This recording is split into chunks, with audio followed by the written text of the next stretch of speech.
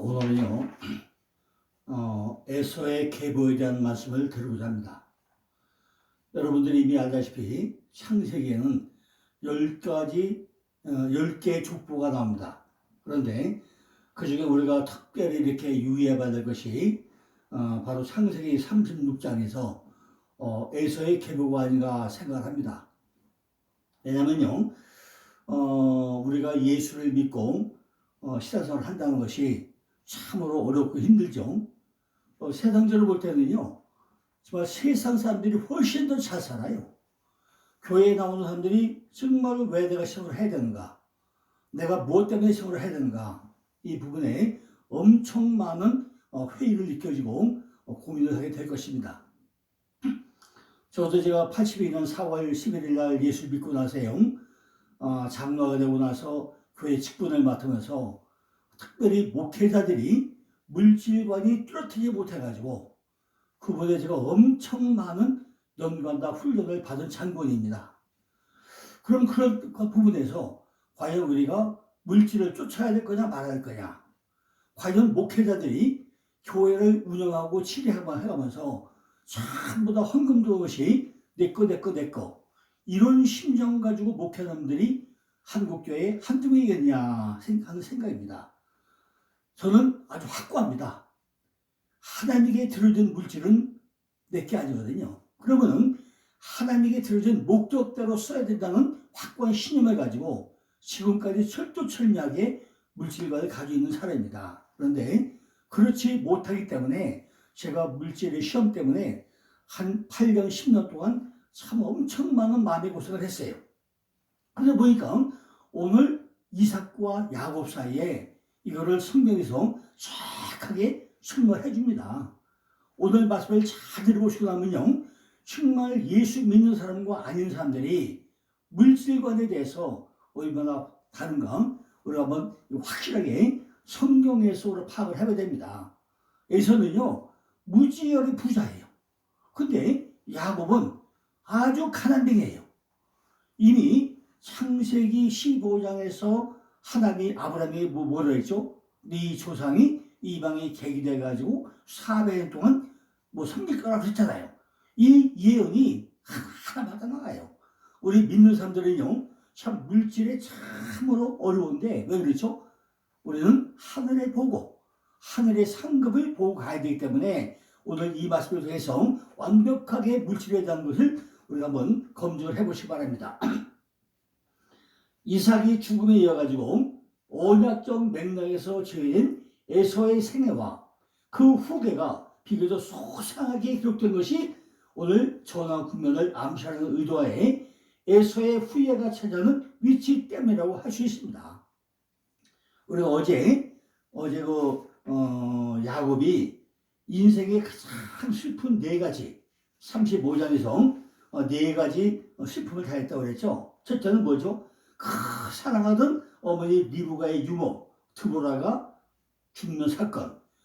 정말로 눈여지 앞을 평생을 오직 그 마누라 하나, 라헬 하나 보고 살았는데 마누라가 30년 만에 엘리로 돌아와서 베드로니를 낳고 나서 죽어가지고 베들레헴 길가에 장례를 치르는 이 슬픔.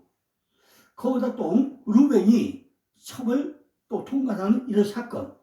거기다가 아버지 이삭이 백화로 죽는 사건. 이런 걸 통해서요, 야곱은 얼마나 슬픈 것이 있었습니까? 그런데 오늘 36장에 오고 나니까 에서의 족보를 다 설명을 해요. 루시 후손인 모압과 암몬 족속, 그리고 이스마엘의 후손 아레비아 족속이었듯이 에서의 후손인 에덴 족속 역시 이스라엘 역사 전개에 밀접한 관련을 갖고 있다는 거죠. 성경을 잘 보면 이미 알겠지만은 아브라함이 아들이 몇 명이죠? 맨 첫 번째 아들이 이스마엘이죠. 이스마엘. 정말 애굽에 갔다가 그 호그로부터 온 여자 하갈을 낳은 게 이스마엘이죠. 그리고 약속의 아들 25년 만에 만났는데 그 약속의 아들은 아들이 2명밖에 없어요. 그런데 이스마엘은 몇 명 나오죠? 12반배가 나와요. 12반배. 그러면은 그 약속의 아들 이삭이 잘 된 거예요. 그 육적인 아들 이스마엘이 살던 거예요. 지금 중동을 보세요. 중동 전쟁 어떻게 된가.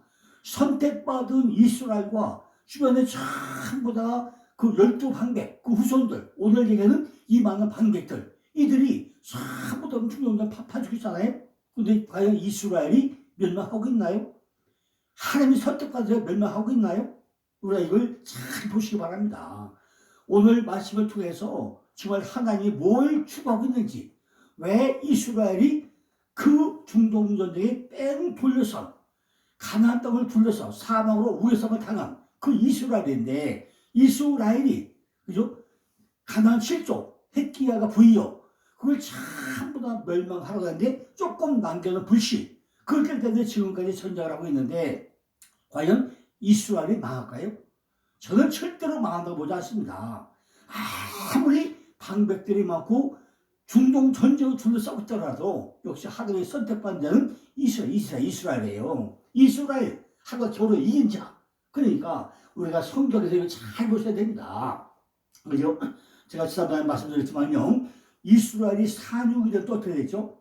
이스라엘이 산육이 됐다 그랬죠. 그것도요, 소련에 있는, 러시아에 있는 지질학자가 8년 동안 전부 다 이렇게 탐사하다가, 신명기 33장에 보다가 아스엘 지파의 모래 땅에 기름이 있을 것이다, 그 성경 한 구절 때문에 이스라엘에 와가지고 9년 동안 탐사를 해가지고, 이스라엘 땅덩어리에 4군데, 지중해 3군데, 7군데 석유가 사우디보다 많이 붙었다는 것을 발견해가지고 지금 이스라엘이 산육된 거 아닙니까? 그러니까 성경 말씀이 그런 게 아니라는 거죠.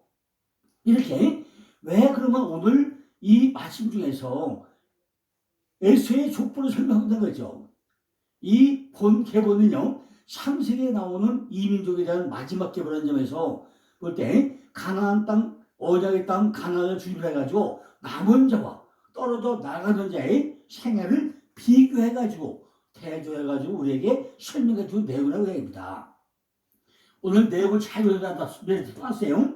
이 내용을 잘 보시면 1절로 3절까지는요, 에서의 아내가 3명, 그죠? 이방인 여자가 이방인 여자를, 아니, 뭐라 그랬어요? 정말 이스라엘 족속에게 택하라고 하는데 이방 족속 여자에게 아내 3명을 택해요. 4절 5절은 모기를 떠나서 에서의 자녀가 몇 명이 5장 나와요. 6절에 8절은 표면적 이유로는 재산의 풍부와 그로 인해서 목초지 부족 때문이 아니라 보다 근본적으로 이삭을 통해 가지고 이미 계시된 하늘 섭리, 그죠? 그 작용 때문에 에서와 야곱의 분리가 돼요. 9절로 10절에 보면요, 5명의 아들과 손자가 11명 나와요. 자손이 벌창해요. 아니, 아브라함이 이삭을 낳을 때 몇 년 기다렸어요? 25년 기다렸잖아요. 또 누가 이삭이 아들 때 몇 년 기다렸어요? 20년 기다렸잖아요. 근데 여기는 왜 이렇게 그냥 애를 또 살아요? 그죠? 아들 5명에 손자가 11명이야. 20절로 3절 보고 나면 이민족과의 통으로 인해가지고 에덴 족속이 3차적인 타락을 암시하는 에돔 족속의 청지각지 세일 땅의 원주민과 호리 족속이 7명의 족장, 7명의 족장과 또 21명의 족장이 또 나와요. 얼마나 자손이 번창해요, 그죠? 이렇게 그냥 7명의 족장과 21명의 족장의 후예들이 명단이 다 나와요. 31절로 39절 보니까 세일 땅을 점령하고 그것에 에돔 왕국에 에돔 왕국에 에돔 왕국 8명이 많이 나와가지고 에돔 왕국을 세워요. 그죠? 에돔 왕국을, 그죠? 그러니까 전부 다 왕국 8명이 또 왕국 세워. 그죠? 40절로 43절 보니까요, 그죠? 지방 군수가 11명. 그 명단 순으로 기록됐어요. 자, 그러면요, 이 많은 자손들 번창과 물질의 부와 참 부자, 족장과 왕이 아주 풍성하게 나오면은, 아니, 예수 믿는 사람이 좋은 거예요? 안 믿는 게 좋은 거예요? 어느 곳에 우리가 춤을 춰야 되는 거예요? 이렇게 하나님이 버림받을 자, 선택자와 버림받은 자, 선택과 육이 된 자들은 이 세상에서 이 땅에서 엄청 너도 잘 돼요. 아니 물질의 풍요를 누려. 그죠? 그런데 야곱이 바단 아람, 창세기에서만 출연되는 바단 아람, 바단 아람, 이건 창세기밖에 안 나와요. 그죠? 창세기에서만 출연하는데 한선 아람과 결합해서 바단 아람, 라반의 사람 아람이죠. 형태를 이루게 있는데 종살이 할 때는 에서는 세일에서 엄청난 부자로 물질의 축적을 하고 있다는 거죠. 에서는 뭐에서? 에서는 바로 별명이 에돔이죠. 네? 에서는 털 많은, 거친, 사냥꾼, 들사람 이런 뜻이에요. 그죠? 이런 뜻인데 그죠? 에서는 가시들이 400명이 떨어졌어. 그러니까 야복강의 동생 야곱을 만날 때 뭘 끌고 와요? 군사 400명 끌고 왔다 그랬어요. 이게 물론 히브리 쪽으로는요. 타보, 십자가. 군사가 아니고 400명인데 어쨌든 한글 성경은요. 군사 400명이라고 그래요. 그러니까 가신이 400명이면은 그 집안이 얼마나 부자였고 권세가 얼마나 대단했으면은 그 에서 밑에 가신을 400명을 거기로 있겠다는 거죠. 당시로는요. 어마어마한 권세를 누렸던 세력가 있음을 여기서 우리가 짐작해 볼 수 있다는 거죠. 물론 한글 표면적인 선교지만 선교도 의미하는 바가 있잖아요. 물론 제가 보는 400명 타부 그죠? 그거지만은 이렇게 우리가 표면적으로 볼 수 있다는 거죠. 그러면 우리들이 세상적으로 생각할 때 누가 복받는다는 거예요. 야곱은 지금 30년 만에 바다 내산집에 갔다가 거기서 20년 동안 쌀똥하다가 그저 처음에 마누라 첫 번째 속아가지고 또 외삼촌한테 10번이나 그 모임 10번 속아가지고 속 11번을 속임 당했죠. 그리고 기껏 하다가 나중에 얼룩 양을 가지고 오다가 어디서 야곱가 깨져가지고 네가 지금부터는 야곱과 이스라엘 바꿔줬음에도 불구하고 형을 만나자마자 덥쑥 절하면서 내가 형을 먼저 하게 된 것 같습니다. 7번 절하면서 굽신거리는 이것이 야곱이 이스라엘을 됐냐는 거예요. 그리고 지금 외형적으로 볼 때도 지금 에서는 뭐예요? 400명의 군사와 대거부 그죠? 이런 것이 비교가 되냐는 거죠. 우리들이 세상적으로 생각할 때 누가 복받느냐는 거죠. 우리가 그냥 육적으로 볼 때는 에서가 엄청 부자고 우리가 쫓아야 될 표상 아닙니까? 그런데 우리는 분명히 야곱이 아버지 이삭과 형 에서를 속이고 장자권을 도둑한 것을 보았고 장자의 축복 또한 야곱의 도취한 해가지고 되었던 것을 우리는 이미 성경에서 다 읽어가지고 알 수 있잖아요. 어찌됐건 간에 하나님의 축복은 야곱의 차일 거다. 그걸 우리가 이미 알고 있잖아요. 그런데 왜 야곱이 그의 후손보다 에서의 후손들이 이 세상에서 이렇게 형통한 삶을 살고 있느냐는 거예요. 그죠? 우리가 이게 많은 궁금증을 가질 수 있겠죠.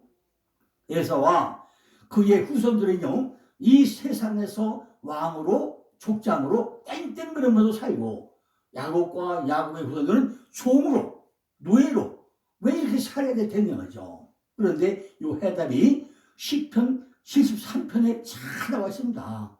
악인들은 살이 빠져 눈이 튀어나올 만큼 형통한 삶을 사는 반면에 하나님의 백성들은 온종일 재앙을 당하여 아침마다 징책을 당하며 산다고 어디요? 시편 73편에서 아주 자세하게 설명을 해요. 시편 좀 잘 찾아보시기 바랍니다. 그런데 이 시를 잘 보고 나면요, 형통한 듯 보이지만은 악인들의 집이 미끄러운 곳에 세워지다. 미끄러운 곳에 언제가 휙 그냥 미끄러져가지고 언제 멸망하고 언제 망할지 아무도 모른다는 거예요. 순식간에 망할 수 있다는 거예요. 그 말은요, 그들의 집이 아무리 화려하고 멋져 보인다 하더라도 잠시 후에는 멸망의 자리로 미끄러져가지고 내려갈 수 있다는 것입니다. 비록 지금은 악인들이 득세한 것 같고 그들이 더 강자인 것으로 보이지만 악인들의 종말은 바람처럼 휙 그냥 날아가는 그 세월이 속히 오게 될 거라는 것이죠. 가시적이고 물리적이고 그때는 형편없이 지는 것 같고 당할 것 같고 밟힐 것 같고 그 상황 속에서 믿음을 발휘해가지고 복받는 자의 삶을 살 수 있지 않다는 건데 이것이 쉽지 않죠. 그죠? 이것은요, 의인은 믿음으로 산다는 말이 담고 있는 교훈이라는 것입니다. 누구나요, 예수를 잘 믿으면서 물질이나 명예나 다른 데 핍박을 당하고 나면요, 정말 그 당시에는요, 분노가 치밀어 올려요. 저 같은 경우도요, 약 8년 동안 정말 분노가 치밀어 올려요. 참을 수 없는데, 그때마다 뭐가 다 있어요? 하나님, 저를 연단하시고 훈련시키는 거죠. 그죠? 이렇게 일을 통해서 저는 목회자 세미나를 하게 됐고, 지금까지 21년차 목회자 세미나를 하고 있습니다.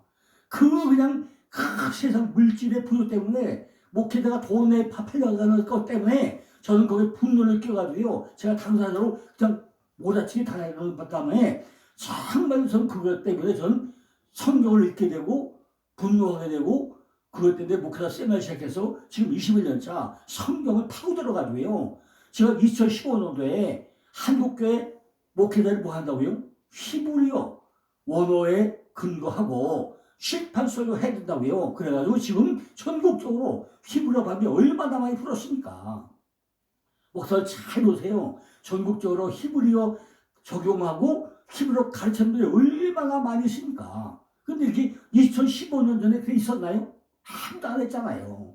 제가 정말로 2015년, 2000년부터 해가지고요. 2000년도에 히브리어 의미 22가지 책 그거 만들어가지고 그때까지요. 거쳐가 한 10만 명이 거쳐갔어요. 평신도 목회자 한 번 세미나면 300명, 400명씩 때려 몰려와가지고요. 수용을 못할 줄을 막 때려 몰려갔었어요. 이것이 2015년도에 본격적으로 교회로 바람 불어가지고 오늘까지 온 거 아닙니까? 그러니까 하나님은요. 그런 역사 이루고 있더라고요. 의인은 믿음으로 산다는 말을 담고 있는 거예요. 그러니까 우리는요. 그렇게 물질의 풍요와 이런 걸 할 때 우리는 믿음의 사람들은 외로워요. 참으로 왜 저놈들 살 되지?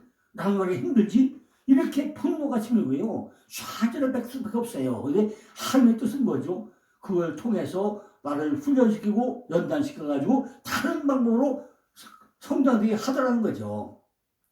가시적이고 물리적으로 볼 때는 형편없이 치는 것 같고 당한 것 같고 밟힌 것 같아 보이지만은 그 상황 속에서 믿음으로 발휘하는 복받은 자의 삶을 살 수 있게 하나가 만들어 가더라는 것입니다. 그러니까 하나님은 하나님의 나라가 완성될 때까지 믿음으로 이 땅을 살아야 하는 하나님의 백성들이 정말 하나님이 허락하신 믿음으로 눈에 보이는 가시적 상황에 흔들리지 않고 하늘의 복을 받은 자로 살 수 있다는 것을 세상에게 보이고 또 하박국 시대 갈대 사람들이 이스라엘을 징계하고 훈련에 쓰였던 것처럼 그들 자신을 훈련하고 단련해서 참 복을 받은 자로 영원히 살게 하시기 위해서 복과는 정반대의 상황과 환경을 우리들에게 허락하기도 하신다는 거예요. 그러니까 야곱에게 내려진 하나님의 축복은 이 땅에서 이루어질 일이 아니라 하나님 나라에서 주어질 하늘의 풍요한 안식을 말하고 있다는 거죠. 하나님의 백성들이 이 땅에서 경험할 수 있는 하늘의 복은 이 땅에서의 환경과 처지와 상황을 바꾸어주거나 업그레이드 해주는 식으로 나타나는 것이 아니라 오히려 그러한 것들과는 전혀 상관없이 하나님의 백성들이 이 땅에서 누리는 영적인 풍요와 안식으로 경험되게 만들고 가고 있다는 것입니다. 이것은 믿음에 의한 영적인 경험이라는 것입니다. 히브리서 기자는요. 이삭이 믿음으로 야곱과 에서에게 축복을 했다고 히브리서 11장 20절에서 설명하고 있습니다. 첫째, 이삭의 믿음의 행위죠. 이삭은요. 그들을 축복했죠. 그는 그들에게 누구? 에서와 야곱에게 하나님과 믿음을 소개합니다. 또 그는 그들을 위해서도 기도해주고 그들이 어떤 상황에 처할 것이며 그들이 자손들이 어떤 상황에 될 것인가를 그들에게 예언을 해 주었습니다. 두 번째, 이삭의 믿음이 극복해야 했던 어려운 무대도 있었죠. 이삭은요, 그의 아들들이 출생할 때 이미 하나님께서 그들에게 행하고자 한 것을 정확하게 사실들이 알려줬어요. 그죠? 리브가 뱃속에 애를 있을 때 큰 자가 자기를 섬길 것이다. 분명하게 얘기해주는데 이삭은 그거를 가만히 잊어버리고, 그죠? 전혀, 그죠? 어떻게 할지 모르고 있었다는 거죠. 그죠?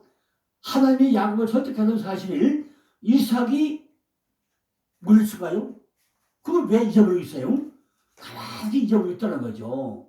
그는 하나님이 이삭에게 두 아들을 대니 저랬잖아요. 일생 동안 간직해야 되는 거 아니에요? 큰 자가 정말 섬길 것이다 했는데 그걸 왜 잊어버리냐고요. 세 번째로 해결의 부분이 야곱과 에사가 둘 다 축복을 받는다는 부분입니다. 이삭이 믿음으로 야곱에게 축복했다고 했죠. 그런데 에서에게 축복 안 했나요? 에서도 함께 축복을 했다고 했습니다. 그런데 우리가 조금 전에 이삭이 에서에게 한 말의 내용을 볼 때 그 축복을 할 수 있나요? 여기서 우리는요, 하나님의 복의 개념을 다시 한번 올바로 정리할 필요가 있다는 거죠. 어떤 것이 하나님의 복이죠? 하나님의 복은 하나님의 생명력이 하나님의 백성들에게 충만히 부어져서 그들이 하나님의 누리는 모든 것을 공유하게 되는 상태를 말하고 있는 것이 하나님의 복이라는 거죠. 복이 뭐죠? 바라크, 무릎을 꿇다. 날마다 주님 앞에 무릎을 꿇는 거. 이게 복이라는 거죠. 복이 뭐죠? 기도가 뭐죠? 무릎을 꿇려 왜 꿇죠? 나를 태우는 게, 나 태우는 거예요. 내 안에 육적인 소속을 날마다 태우는 거. 이게 복이라는 거죠. 그러다 보니까 세상 물질과는 좀 다를 수 있죠. 다르죠. 그런데 내 안에 육적인 소속을 전부 다 순회해서 내 안에 뭐가 돼요? 내 안에 샬롬, 평강이 살아나는 거. 이것이 하나님의 복의 근원이라는 것입니다. 그런데 그것은 피조물이 하나님 절대 의존적 존재로 존재할 때만 가능하다는 거죠. 우리가 기도 아무 때나 합니까? 아니, 하나님의 믿으니까 하나님께 기도한 거 아니에요? 그런데 지금 사도행전에 보면 뭐라 해요? 전부 다 예수 그리스도 이름으로 기도하라고 해요. 그런데 과연 많은 목사님들이 성도들에게 기도하는 걸 가르쳐주고 있습니까? 나사렛 예수 그리스도 이름, 주 예수 그리스도 이름, 그걸 정확히 가르쳐주고 있습니까? 어떤 때에 나사렛 예수 그리스도, 어떤 때에 주 예수 그리스도 사용하는지 정확히 가르쳐줘야 성도들이 무릎 꿇고 앉았다 바라고 무릎 꿇고 앉아서 복을 받을 때 주 예수의 이름으로, 그죠? 복을 받을 거 아니에요. 무조건 주세요 주산다고 복이 주어집니까? 그리스도 이름, 예수 이름, 하나님의 이름, 그걸 알아야 될 거잖아요. 그걸 풀려야 되잖아요. 예수님도 마가복음 1장 15절에서 첫 설교를 하죠.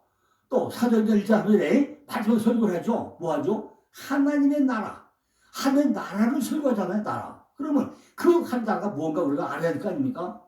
그러니까 우리가 피조물이 하나님의 절대 의존적 존재로 존재할 때만 모든 것이 가능하다는 거죠. 그래야 하나님의 생명력을 아무런 초항 없이 충만히 우리에게 부어줄 것 아니라는 거죠.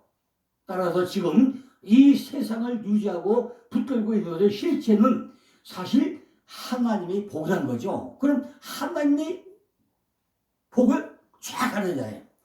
하나님의 이름을 알아야 되잖아요. 아니, 우리가 아버지 이름 부를 때 그냥 아버지 부르면 아무나 누구나 다 그럴 거 아니에요. 제가 선교 잘 보니까요, 많은 분들이 하나님 부를 때 야 너 누구야? 나 모르겠는데 이럴 사람들이 허다하게 많은 거 많다는 거예요. 그죠? 아버지 이름을 쫙 불러야 아버지 아들 잘 썼냐? 딸 잘 썼냐? 쳐다볼 건데 아버님 봐, 네가 누구다 나한테 아버지라고 불러? 너는 누구야? 나 너 모르겠는데 이룰 사람이 너무 많다는 거죠. 그러니까 우리가 목회 현장에서 정말로 이런 거 하나를 우리가 정확히 가르쳐주고 배워야만이 우리가 기도 보낼 때도 정말 우리가 주님을 만나고 할 거냐는 거죠. 제가 내일에 또 어디 가서 또 어제 금요일 날 특강날 갈 일이 있는데 거기서 뭘 할 거냐. 마가의 다락방에 대한 설교를 할 예정입니다. 마가의 다락방. 마가의 다락방이 뭐죠? 마가는 비추다. 다락방, 골방이죠. 골방이 칠랴. 갈빗대. 그러면 거기 사도행전 1장 13절 14절 보시면 뭐죠? 예수의 제자 11명, 예수의 형제, 막달라 마리아, 120명이 모였어요. 거기 왜 모였을까요? 이걸 가서 제가 원어적으로 정확하게 설명을 하고 오려고 합니다. 그러니까 우리가 정말 이 세상을 유지하고 있는 붙들고 있는 것이 실제 바로 하나님을 정확히 알아야, 복의 개념을 정확히 알아야 우리가 복을 받고 누릴 거 아니냐는 거죠. 물질적 풍요가 주는 평안함과 포만함이 나쁜 것은 아니죠. 폰만 그면 왜 나빠요? 우리가 돈이 많아야죠.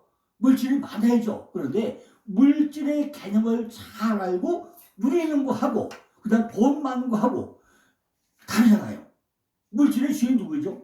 하나님 거잖아요. 아니 아브라함이, 제가 아브라함한테 했잖아요. 아브라함이 갈대으로 떠나가지고 마침내 세겜에 들어왔다가 베델 갔다가 점점 남방으로 가가지고 어디 가죠? 애굽에 갔잖아요. 갔는데 그날 저녁에 마누라 팔아먹고, 그죠? 바로가 뭐 줬어요? 물질을 잔뜩 주고 하가 줬잖아요. 거기다 두 가지 설명하다 했습니까? 제가 보는 아브라함이 마누라 팔아먹고 나서 바로는 아브라함이 뭘 줬다고요? 물질을 잔뜩 줬어요. 거기는 두 가지 교육이 있다고 했어요. 야, 물질은 바로 거냐 내 거냐 누 거냐? 내가 준 거야. 내가 하나님이 내가 준 것이 물질이야. 그냥 물질을 주는 나야 하는 거하고, 두 번째, 야 세상 왕 중의 왕이 바로인데 내가 바로 꼴박을 다 내 꼼짝 못하지. 그러니까 왕 중의 왕 막아야. 두 가지도 시켜도 되잖아요. 이렇게 우리가 이 물질의 개념, 물질의 주인이 누군지 알아야 우리가 복을 누린다는 거죠. 그걸 모르고 물질이 많은 거는요, 잘못하면 물질 때문에 재앙이 될 수 있어요. 지금까지 잘 보세요. 복권 당첨돼가지고 잘 되는 분 몇 명 되십니까? 물론 그 중에 잘 된 분들도 있겠죠. 그러나 잘 된 분들 그 숫자하고 돈 때문에 망쳐주는 사람이 얼마나 많냐 팩이에요. 그죠? 그러니까 이 세상의 물질은 비록 우리가 살 때는 좋겠지만은 이것이 화로 변할 때가 많다는 것입니다. 모든 인간은요, 이 땅에서 하나님의 복을 받아야 하는 그런 존재들이죠. 우리도 당연히 예수님에서 뭘 받아요? 복을 받아서 물질을 누릴 고난이 있고 의무가 있다는 거죠. 그런데 우리가 그 주인을 알면서 누리는 것하고는 천지판 다르다는 것입니다. 그러나 완전 그것이 뭐죠? 그 의미는 모든 인간은요, 한 축복을 받아 누려야 돼요. 하나님의 완전한 복은 그리스도 재림때 온전하게 성취가 되는데, 이 복은 뭐죠? 장래에 온전하게 주님 올 때, 우리가 주님 만날 때 다 성취가 된다는 거죠.